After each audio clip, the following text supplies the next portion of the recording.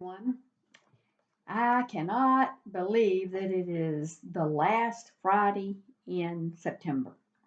I don't know how that happened, but it sure is. So let's get this show on the road. I want to give y'all a bunch of little news updates. So I'm going to go kind of fast and refer to my notes. But anyway, today we're going to publish, and you will be receiving via email, some new guidelines. We adopted these new guidelines for quarantining from the CDC. The CDC has changed a little bit, and they have essentially been now said that for anyone that has tested positive, your quarantine isolation only needs to be 10 days from the date your symptoms first appeared.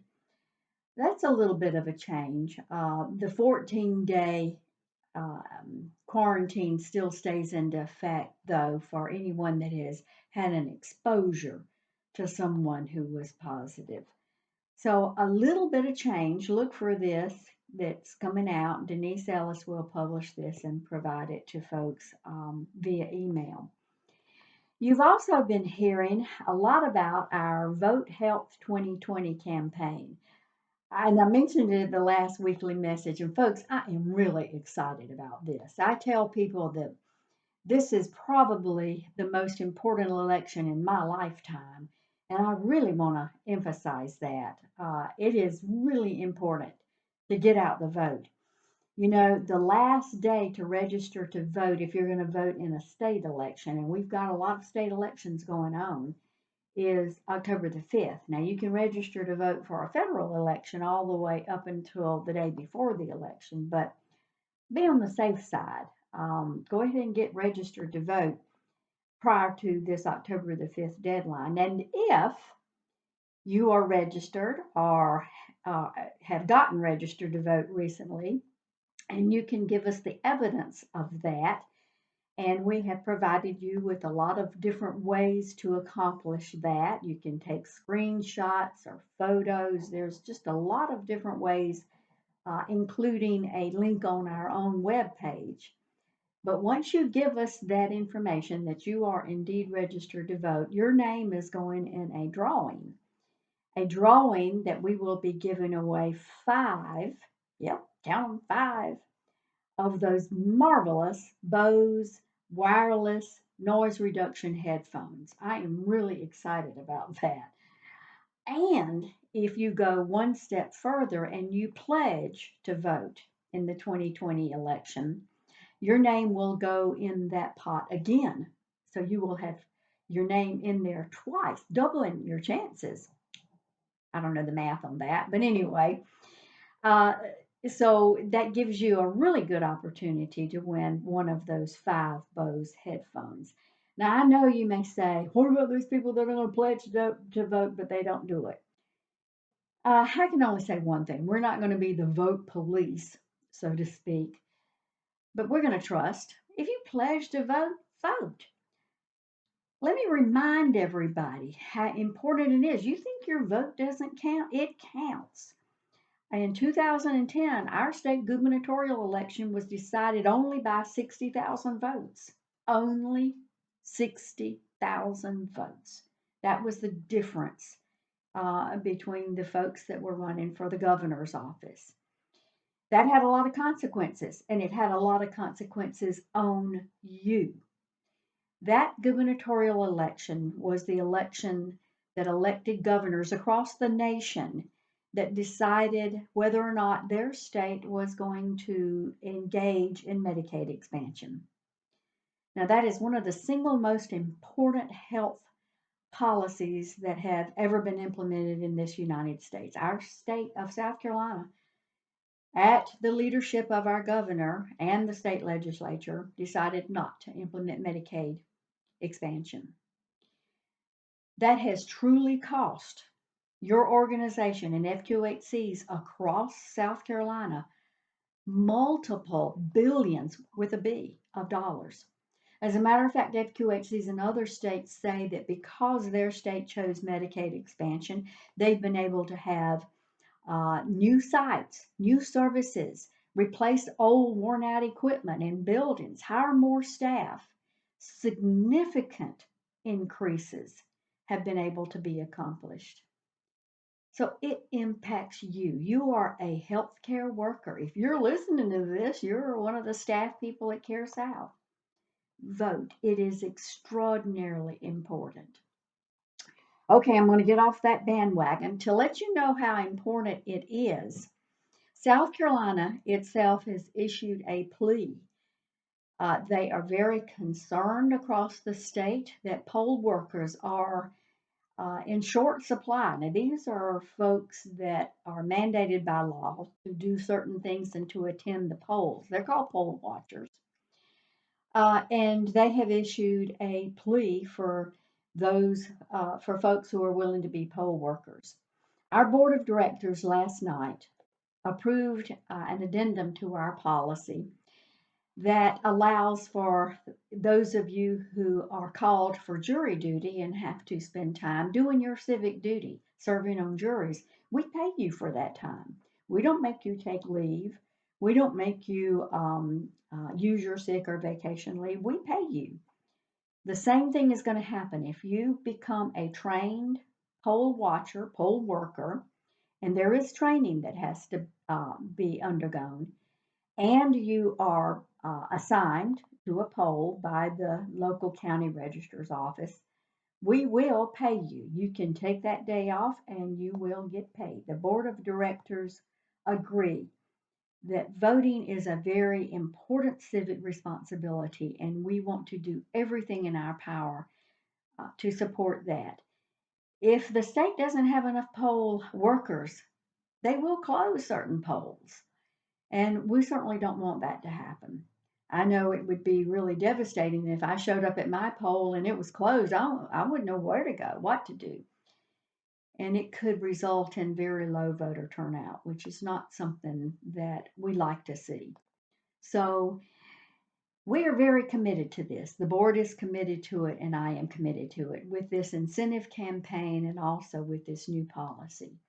Join us for those who are not registered to vote, do so, pledge to vote, and if you're interested, look into becoming a poll watcher, poll worker.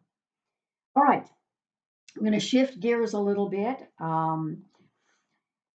A lot is still going on in the world of the coronavirus. We're not over it yet. We still have to observe our precautions.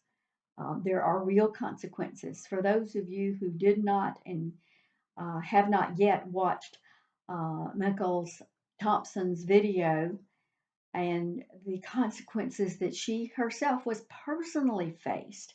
She did an amazing, brave thing in doing this video and sharing with you from the bottom of her heart what the consequences of the coronavirus have been for her and her family. Watch that video.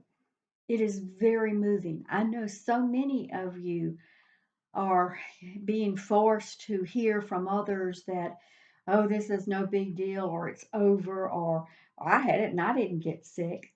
It's different for everybody. Listen to her video, hear that story, because let me tell you, I was very humbled and very impressed by her willingness to do this. Uh, there's going to be some changes with the flu vaccine.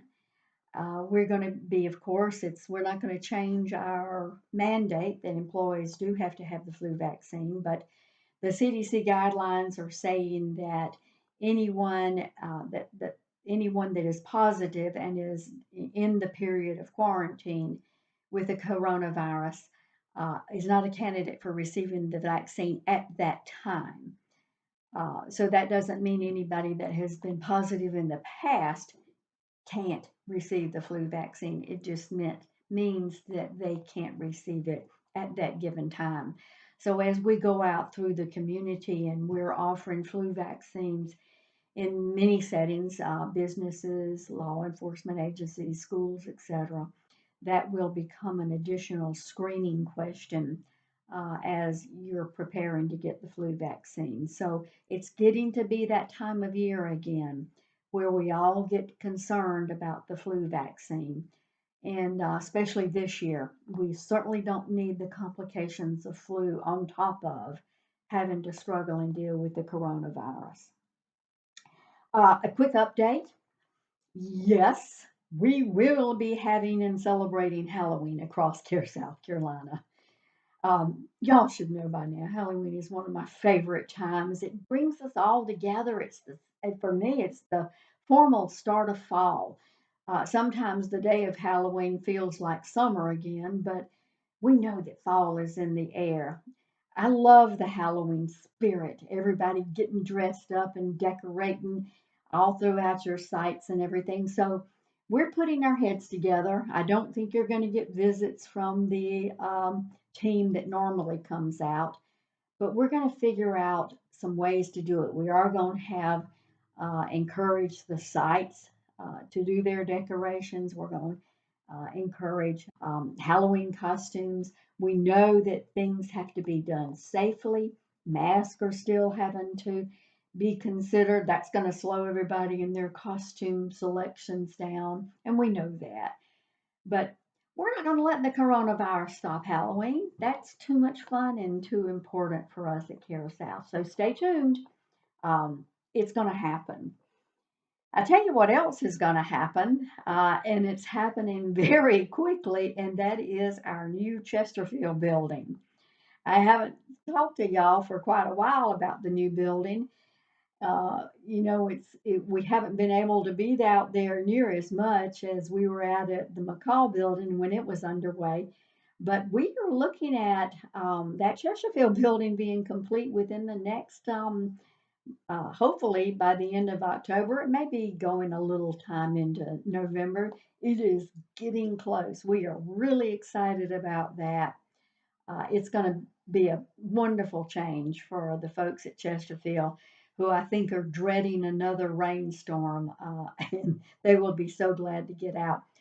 We have not forgotten about Dillon. Dillon has also gotten its preparation for building underway, and there are things taking place now. So, building is still happening across the Care South Carolina sites.